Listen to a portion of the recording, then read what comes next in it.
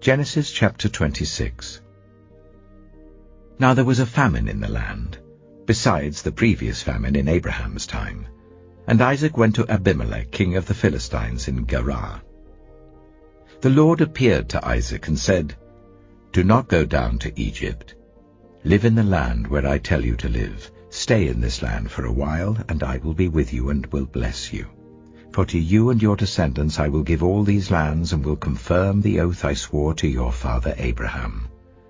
I will make your descendants as numerous as the stars in the sky, and will give them all these lands. And through your offspring all nations on earth will be blessed, because Abraham obeyed me and did everything I required of him, keeping my commands, my decrees, and my instructions." So Isaac stayed in Gerar. When the men of that place asked him about his wife, he said, "She is my sister," because he was afraid to say, "She is my wife."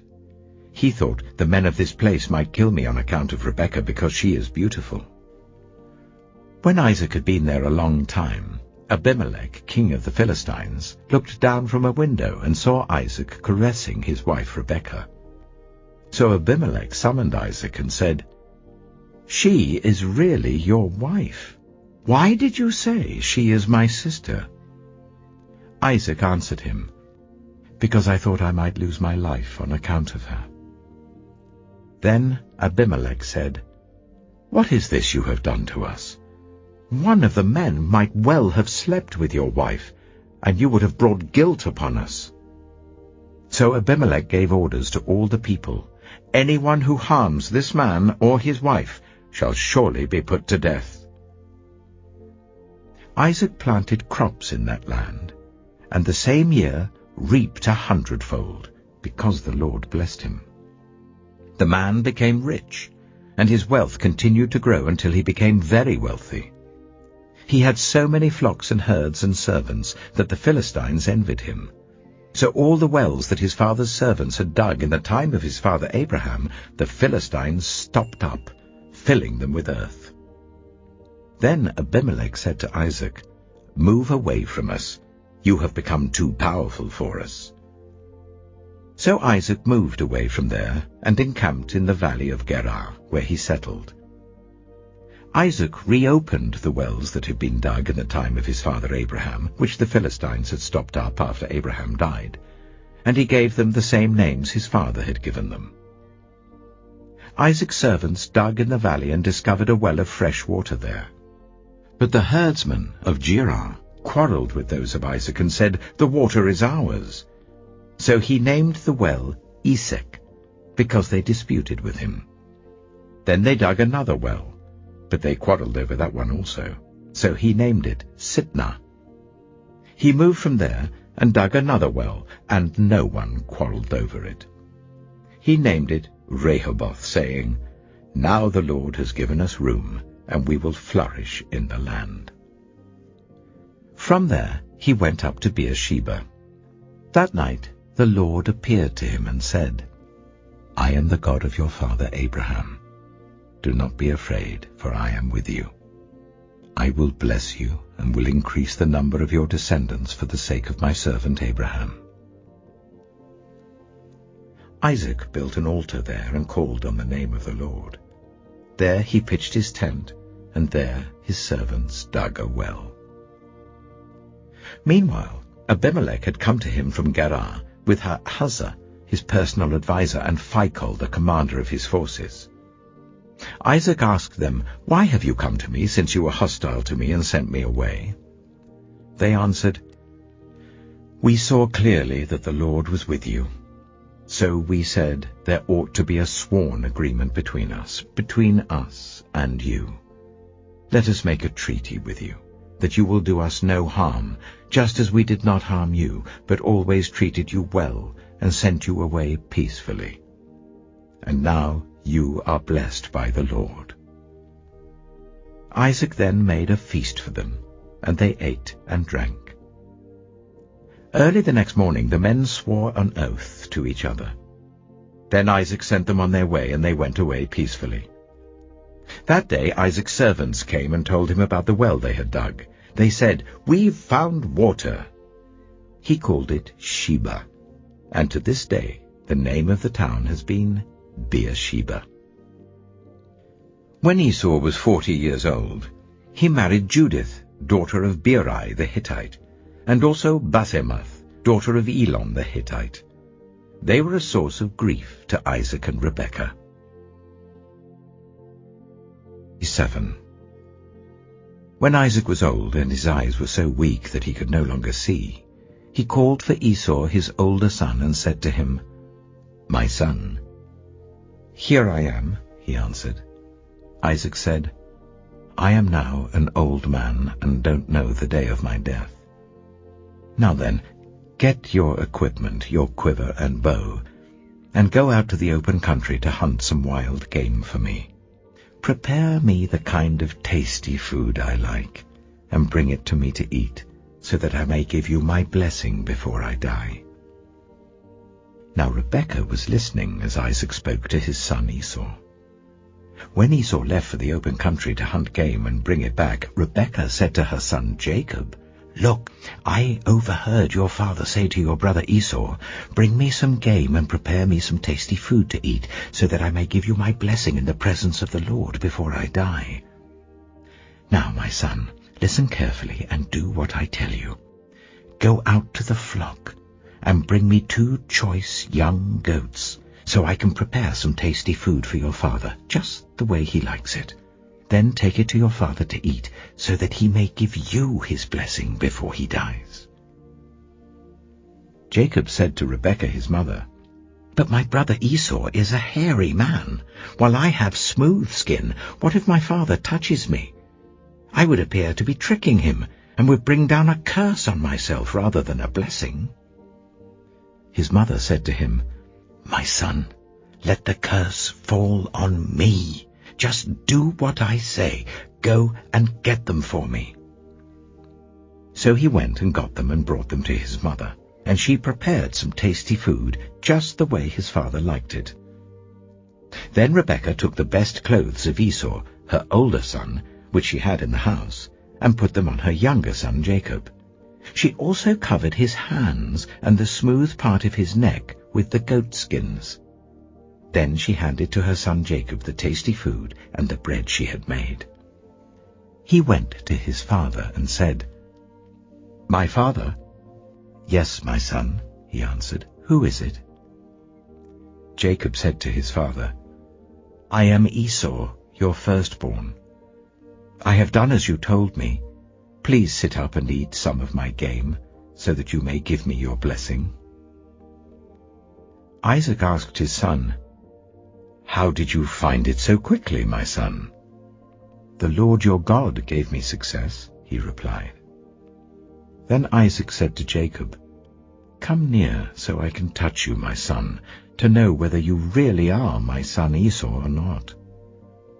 Jacob went close to his father Isaac, who touched him and said, "The voice is the voice of Jacob, but the hands are the hands of Esau." He did not recognize him, for his hands were hairy like those of his brother Esau, so he proceeded to bless him. "Are you really my son Esau?" he asked. "I am," he replied.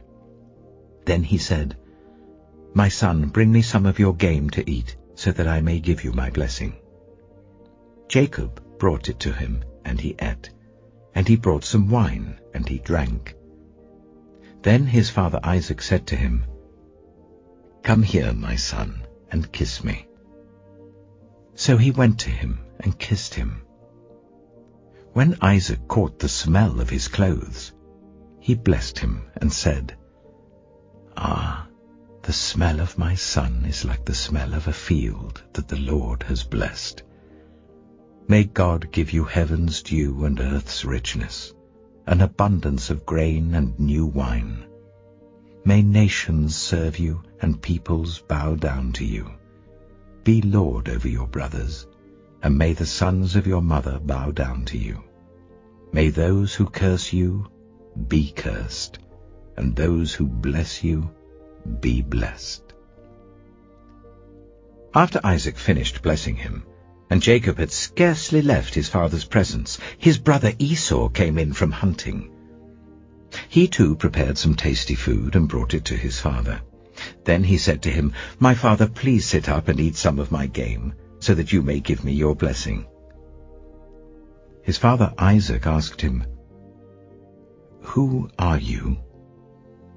"I am your son," he answered, "your firstborn, Esau." Isaac trembled violently and said, "Who was it, then, that hunted game and brought it to me? I ate it just before you came, and I blessed him, and indeed he will be blessed." When Esau heard his father's words, he burst out with a loud and bitter cry, and said to his father, "Bless me, me too, my father." But he said, "Your brother came deceitfully and took your blessing." Esau said, "Isn't he rightly named Jacob?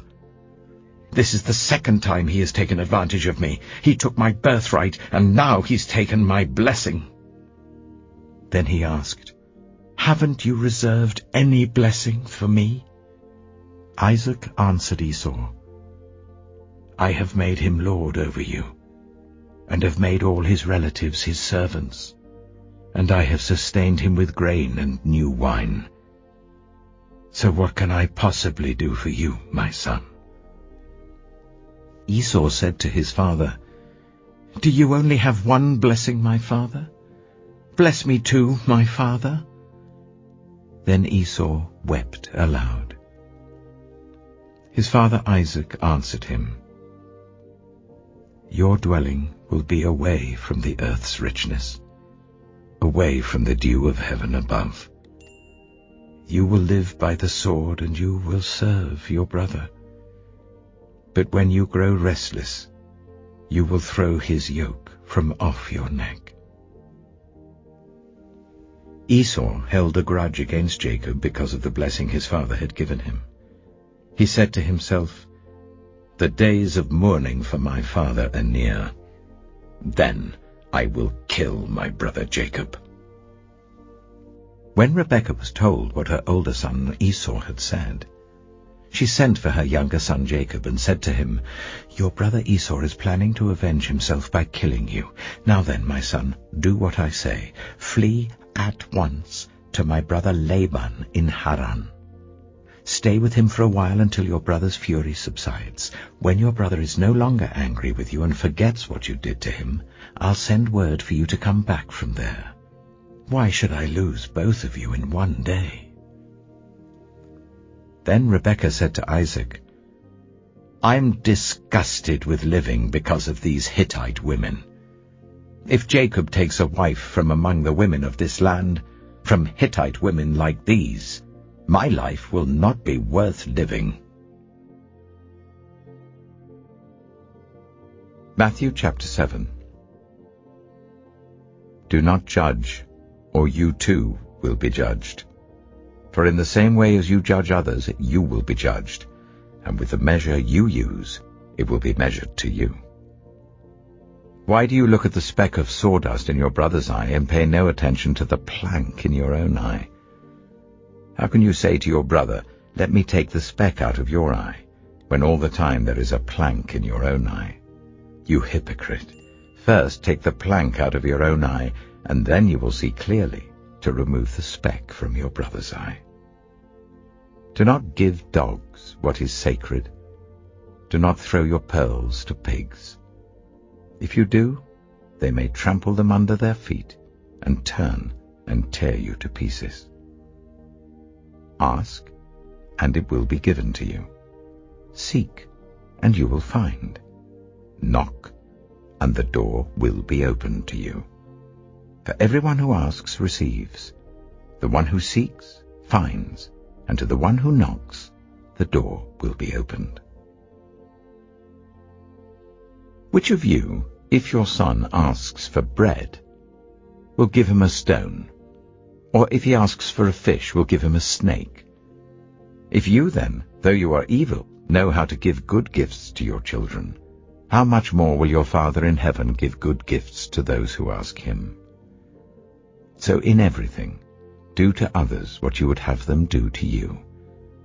For this sums up the law and the prophets. Enter through the narrow gate, for wide is the gate and broad is the road that leads to destruction, and many enter through it. But small is the gate and narrow the road that leads to life, and only a few find it. Watch out for false prophets. They come to you in sheep's clothing, but inwardly they are ferocious wolves. By their fruit you will recognize them.